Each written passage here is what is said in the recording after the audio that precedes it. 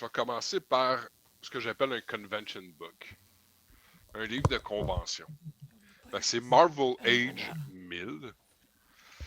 Marvel Age 1000, c'est un livre qui coûte environ 10$ canadiens. La raison pour laquelle je l'appelle un convention book, c'est parce qu'il y a plein d'artistes qui participent. C'est plein de courtes histoires. Ça fait longtemps, Marvel Age, que ça existe, là. On est rendu numéro 1000. Parce que moi, quand j'étais jeune, dans les années 80, Marvel Age existait déjà, là. Oh oui, définitivement. Puis c'est quelque chose, tu sais, comme Marvel Fanfare aussi, qui existait à l'époque, ou Marvel Comic Presents. C'est des livres super bien conçus pour avoir plein de courtes histoires, 4-5 pages. Il y a un début, il y a un milieu, puis une fin. Okay. C'est bon pour quand on veut initier nos jeunes, savoir c'est quoi qu'ils aiment. Ils trippent-tu plus Silver Surfer ou ils trippent plus Thor? C'est-tu plus un X-Men guy ou tu sais?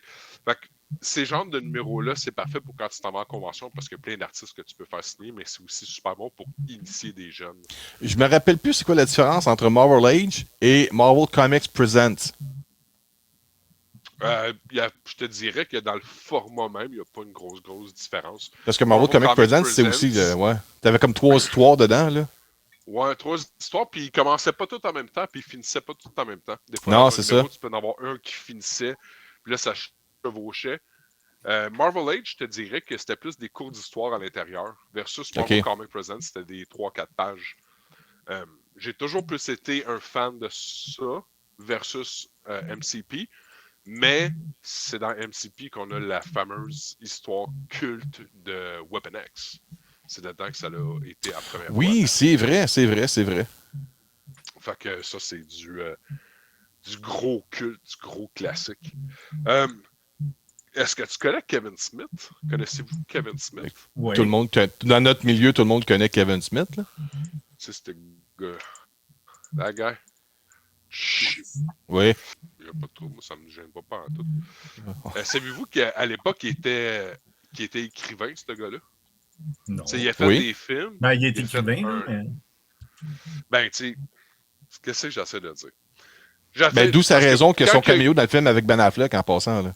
C'est lui qui fait le médecin qui analyse. Ouais.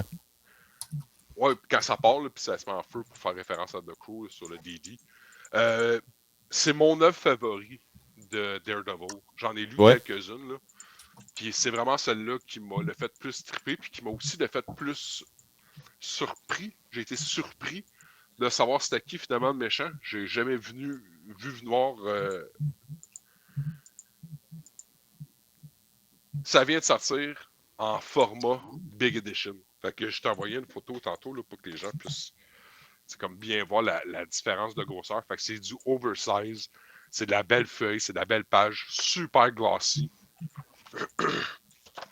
Puis à l'intérieur, ben, le artwork est malade. Oui. Fait que ça, c'est des genres de livres que j'appelle des livres de table. Là.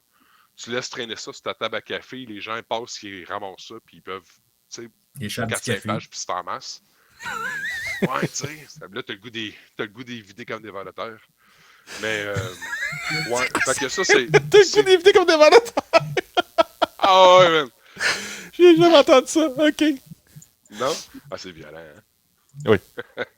Un public jeune aujourd'hui, attention. Là.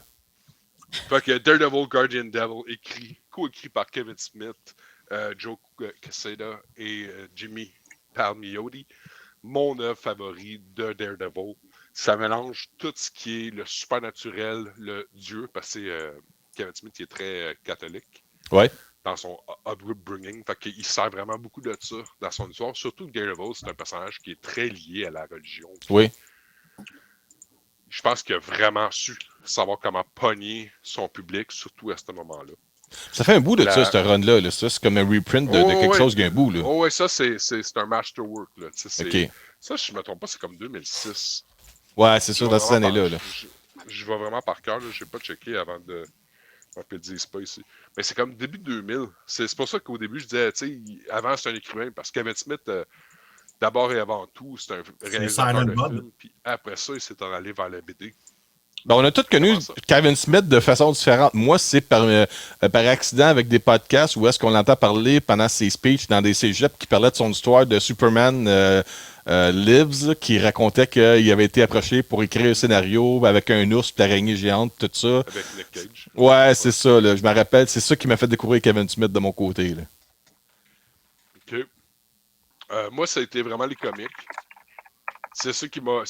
La première fois que j'ai eu accès à lui, c'était dans sa run de... Calibin, Green Hornet, puis Bruce Lee, là.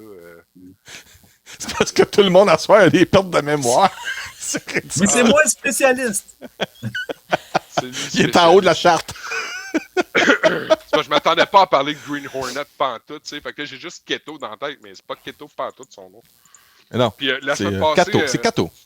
C'est du Kato? Kato, ouais. Fait que la semaine passée, je parlais de ça. Ouais, ouais, ouais. Mais c'est fini. C'est terminé. Bon. Ça vient de se finir. Ça, j'aime ça. Go in, go out. T'as une histoire à raconter, t'as un début, t'as une fin. Ça prend pas 600 numéros pour comprendre que c'était un pas fin. 4 numéros, ils ont seté quelque chose. Il y a une possibilité pour une suite. L'aventure, elle s'est terminée. Tout le monde était content. Ça s'appelait Weapons of Vengeance, c'est ça? Ouais, exactement. Weapons Ok. of Vengeance. Puis j'ai vraiment eu du plaisir à découvrir ça. C'était cool. Je m'attendais pas du tout à ça. Puis il nous amène vraiment dans un environnement un peu différent que du Weapon H, tu sais, le compound, military compound. Ouais. Fait que ça, j'ai trouvé ça très cool. Puis je sais pas si ça va paraître super bien à l'écran. Puis je vais laisser la place à... Ben, si tu mets l'image fixe, ça va tenir un bout parce que c'est saccadé. Hey, je m'excuse, gars. Ça, tu connais ça? Ce type de couverture-là? Ben, il y a le type, je vois le visuel, j'ai déjà vu ça sur d'autres comics, mais c'est quand même, il y a un nom qui s'applique pour ça, quoi. Fait que ça s'appelle des negative variants. OK. Variants négatifs. Puis, c'est tous des livres qui, juste parce que c'est des négatifs variants, la majorité vont chercher présentement entre 35 et 45 piastres chaque. C'est le Thanos. Fait que j'étais content. Classic Image de Bruce, de Bruce Wayne. Ça, c'est DC, ça, Batman. c'est pas Image. Ah, Image, Ouais. OK, classique de OK. Ouais, Je pensais que tu parlais de Image Comics, OK, ouais. Non, je parlais de l'image de Jim Lee. Oui. Puis, puis ici, il y a le Superman. Ils sont censés en faire face à face. Fait que ça, c'était pour Batman Day, je me souviens pas. OK. Puis c'est eux autres que je voulais te montrer. C'est d'autres holographic covers. OK, OK. Je sais pas si... Ça, c'est des reprints des premiers X-Men. Ça, c'est quand ils amènent la nouvelle équipe pour sauver l'ancienne équipe, là, c'est ça? Exactement. Puis qui amène un côté plus universel, international. Ouais, exactement. Avec nos amis de Germany, puis de l'Afrique, puis... Ça, c'est Old Man Logan. J'essaie de me rappeler vite, vite. Là. Il y avait Sunfire qui venait du Japon. Il y avait Warpath qui était le Native Americans. T'avais Wolverine qui était le Canadien. T'avais... ben, je veux dire son vrai nom, mais c'est Storm, là, Oro Monroe, c'est ça, je me rappelle plus. Ouais, c'est ça. Qui était l'Africaine. Ça donnait un côté international. C'est très, Germany très... pour Nightcrawler. Ouais. La Russie pour Colossus. Colossus, Tovarish. Non, c'est mon temps, ça. J'adorais ça. Là.